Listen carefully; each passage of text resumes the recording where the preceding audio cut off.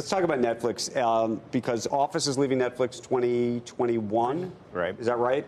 We've got, I'm looking at this, Friday. Is that today? Today. Is this the 30th anniversary of Seinfeld today? Is that actually the case? Is today the 30th anniversary? All right.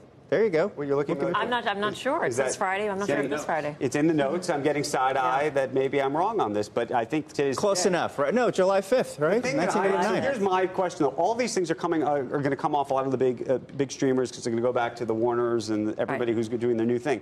The thing that I don't get about this is, are people subscribing to? I know people are watching these shows on these services, but are people subscribing to watch these shows on these services? I've always thought the new shows are used effectively as a marketing device and advertisement to get people to actually subscribe to the service. And then once they're there, they watch everything else and all the old stuff. But can they turn that model around with some of these kind of programs? Time will tell. What we do know is that most people spend 6 to 7 minutes deciding what to watch. And if they can't figure out what to watch, they resort to something that they've seen in the past, whether it's going to be something like Seinfeld or it's going to be something like The Office. Right. But what's going to bring them in are those new shows. So that's why if you're someone like Netflix, you're going to push to have all of your new shows come out as soon as one of your competitors. But then do I care about all these? I mean, that's what I don't understand. So the huge value, though, for some of these shows is The Office. Seinfeld has this huge value. But my question is the value really there? I think the value is really there. I mean, look, if you take a look at the top streamed shows on Netflix, they're all these old shows, these reruns.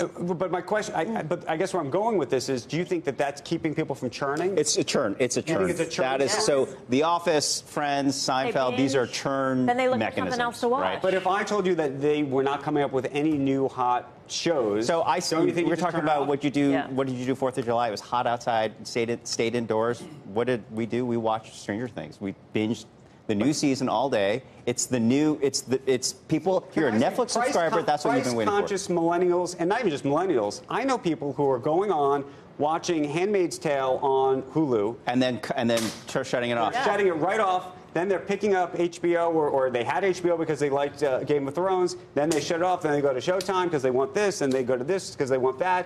I'm not sure they're watching. I mean, I think these other things are helpful to keep things going. I think, by the way, kid shows are always very helpful if you're a parent, but I'm not sure.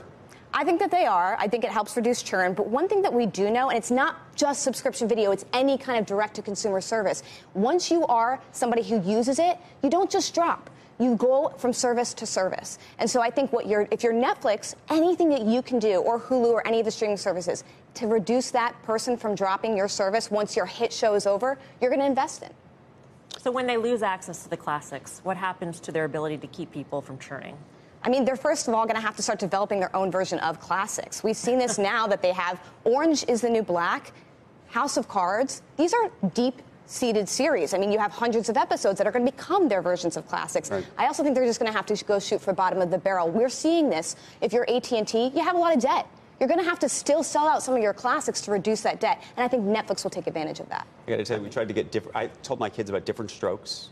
I thought they should watch Different Strokes. No. And I thought it was on Amazon Prime. It's not. It sort of shows that it is. But then the real way to get it is to have stars. Now, we don't have stars. So did you sign up for the stars for that 1 month? Free trial for That's stars. that's whole. I had to cancel it, actually, because I did 7 days because my son wanted to watch Twins, Arnold Schwarzenegger. Right. By the way, he said that was one of his favorite movies. But I didn't cancel it yet, so thank you for reminding me. But so this is. But you're going to cancel it, right? Well, I don't need stars. I've got Verizon. Okay. So I think Netflix wins just because they're the first. They've got pricing power, and I think, just anecdotally with the whole Friends thing, when it was, they're going to come off Netflix, it's going to be on the AT&T service.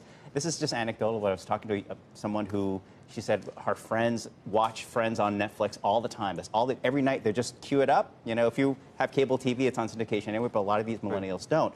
They asked her, what are you going to do now that's going to be on Netflix anymore? Like, I don't know. Maybe I'll just buy it on Amazon instead of buying on a new service. It's interesting. The point is, they weren't thinking of cutting Netflix. They were thinking, I'll just buy the shows Who now. wants to start an app? This is where I think the business is.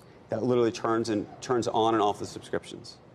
When it's literally like you turn it on, you turn it off, you turn it on. A reminder even. And on one thing, a reminder that you finished watching the thing you actually cared about. Someone's going to build that and then the game's over, right?